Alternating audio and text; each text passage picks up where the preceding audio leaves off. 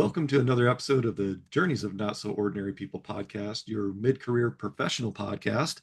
I'm one of your co hosts, Dr. Dave Peltz, and along with me is my esteemed colleague, Dr. Joe Hamlett. How are you doing today, Dr. Joe? I'm doing pretty good, Dr. Dave. Most excellent. We'd like to welcome back all of our viewers and listeners and thank you for your support.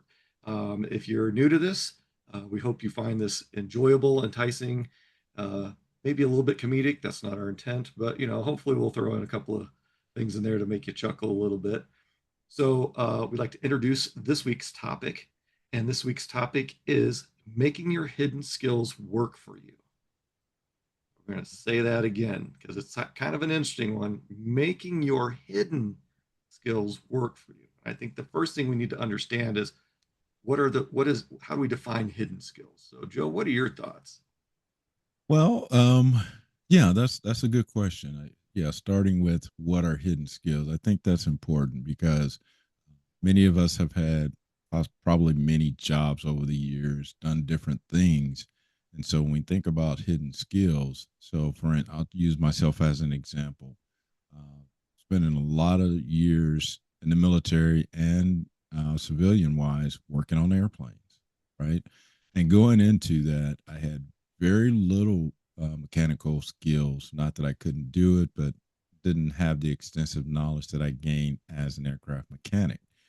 Well, as I transitioned from being an aircraft mechanic to manufacturing, um, I had never worked on manufacturing equipment before.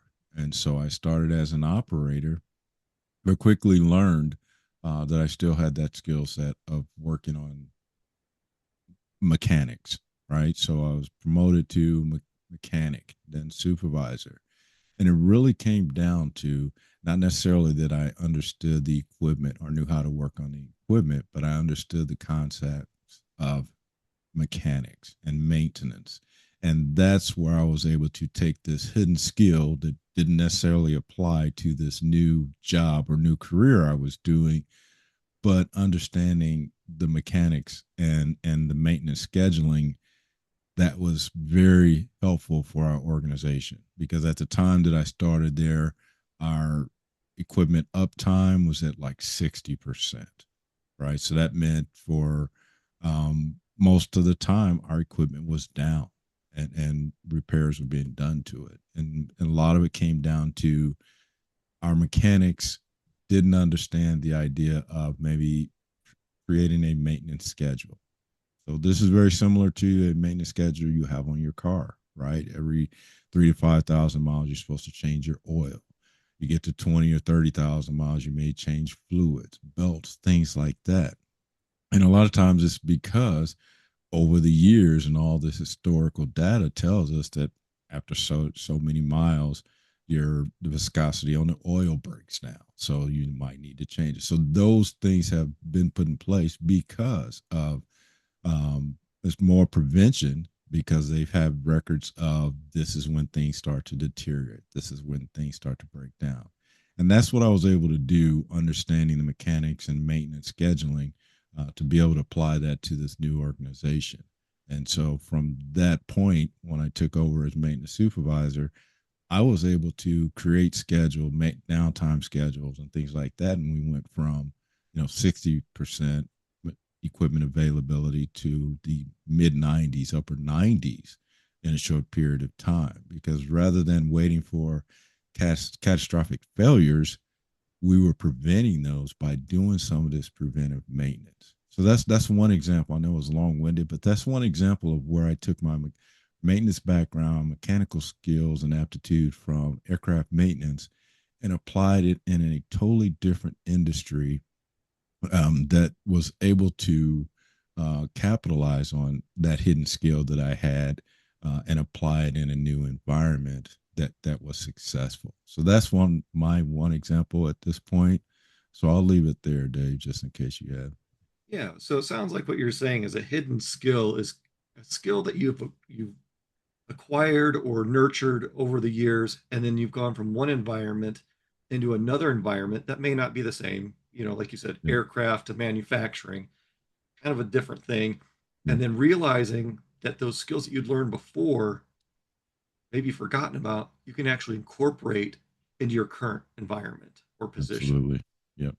Yep. And I think that's an important thing to recognize because, like you said, gone are the days where 90% of the population is going to go, start with one company and retire with them. Right. I Yep. think the average now for our generation and younger generations is at least 5 different jobs throughout your career now.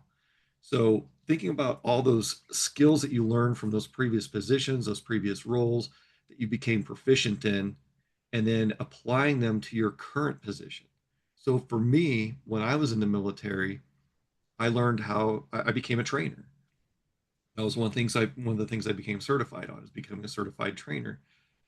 That didn't really mean a whole lot when I started um, in, let's say, corporate America and finance. But what I did realize is that once I was in finance, there wasn't kind of I don't want to say an onboarding book, but more of a department guide or position guide on how to do my particular job. And Right. so I created a training guide saying, hey, if you're wanting to create this in this financial position, here's how you do it. Instead of it just being communicated. And then that document we would give to all the new employees that came into our department. Hey, here's how you do the different jobs in your role instead of just telling them Right. about it. So that's where that training background came into play. When I another time it came into play is I was hired as a training manager, but there weren't any analytics for my trainers. Um, and the training that we did were just simple PowerPoint presentations, very simple, that you had to know the position in order to be able to train in it because there was no training guide to it. It was just a bunch of pictures on slides. So what I did is I created um, end of course evaluation so we could start tracking the performance of the trainers, and we revised the training to be just a deck of slides into a formal curriculum. What are the outcomes, what are the expectations, what's the exact content, so it could be a repeatable process. Right. Now granted, I was a training manager, so all I was really hired to do was manage the employees. But what I did bring is my experience from being, a college instructor into that environment to make it even better. So that's what we're talking about, hidden skills. In this case, there was a direct correlation. In the other case, there was not a direct correlation. But it's Right. using those skills to your advantage. Whether it's, you like to do spreadsheets and analytics, or um, training, or mechanics, or you know a law enforcement background. How could that help you? Well, I can talk to that too. I went to one of my first jobs I took after I got out of the military was a department manager for a retail store. There was other managers. There was logistics manager. There was a HR manager. There was a security manager, and they didn't really understand. Those managers didn't understand the function or everything that went into being a security manager. So when I partnered with them, it created a great partnership. We actually were able to work together instead of working individual managers. We started working as a team. So that's what we're talking about when we're talking about your hidden skills. Those skills that you've learned from other environments, other jobs that you can bring into your current position that will enhance your environment, enhance your position, and maybe even make you stand out in a good way. Right.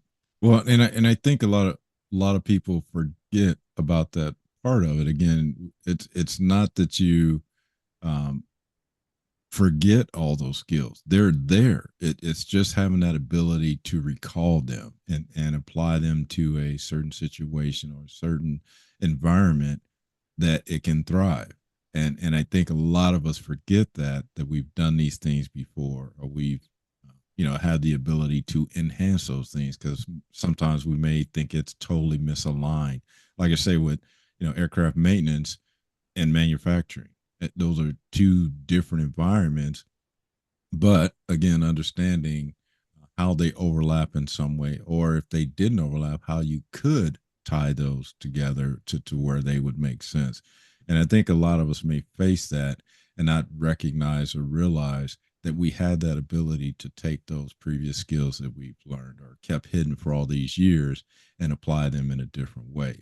Because I was able to do the same thing with my background, training in the military, and mainly my training was training the trainees, the people that were the couple of people that I was responsible for, training them, but then moving into another environment where that was not necessarily the case. The expectation, when I was in the Air Force was to train these individuals to the best of your ability. And then when you get out into the civilian sector and you work for an organization, they say, hey, you're going to train these people. It's a little different. The expectation is not the same. And so for me, understanding that from that, Air Force background to come into civilian sector, I was able to apply those skills more readily than my peers were. So again, those things that you learn, you don't forget. You may have to brush them off. You may have to recall them. You may have to, bring them back to the surface, but they're still there. It's just how can you apply them to this new environment, this new, um, again, totally different environment that you're used to, but still being able to apply them in a way that the organization might benefit or you might benefit from. Right. And we can back this up and even simplify this even more. A lot of people's first job is in the restaurant fast food industry. It's you're starting out as a server, a dishwasher, whatever. Eh, But what you gain from that is customer service. And you can bring that into any position. You can be an engineer, you can be, have a surf shop, you can, whatever it is, you can be doing, um, I don't know, landscaping, starting a landscaping business, or maybe that's what you do. But that customer service piece is absolutely imperative, even in the workplace environment. That customer service, being professional, being courteous, respectful, and looking at the bigger goal. What's the goal for today? We have to do this. We have to do that, and that's simplifying things. A paper route. Well, that's Yeah. really dating us. We don't have very few households have newspapers dropped in their Right, driveway, right.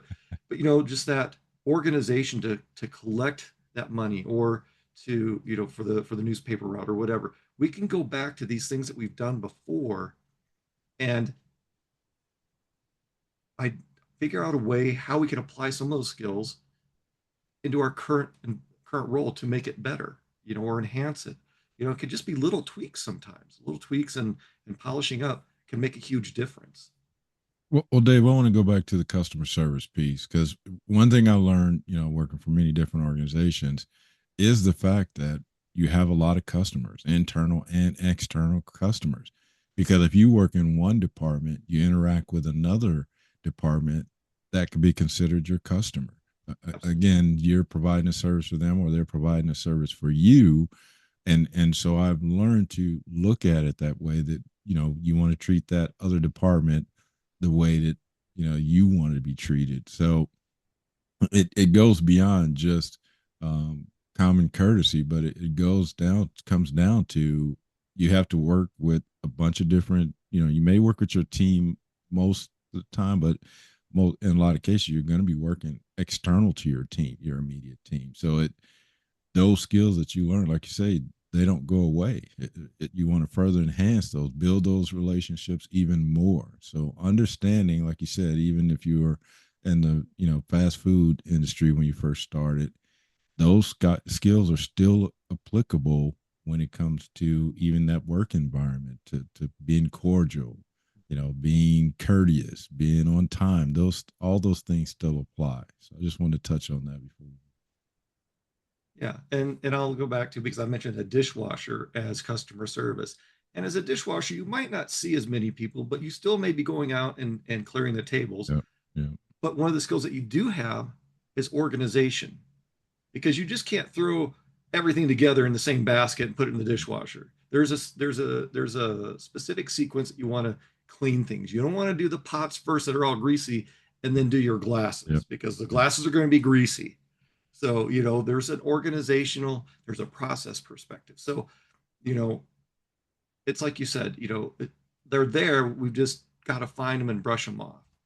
So Well, I think we're getting close to our weekly challenge. So, as we've been doing these past few weeks or couple of months since we started season 5, we've been adding this weekly challenge. And so, for this weekly challenge, we want you to identify at least one hidden skill that you can start using in your current position or role.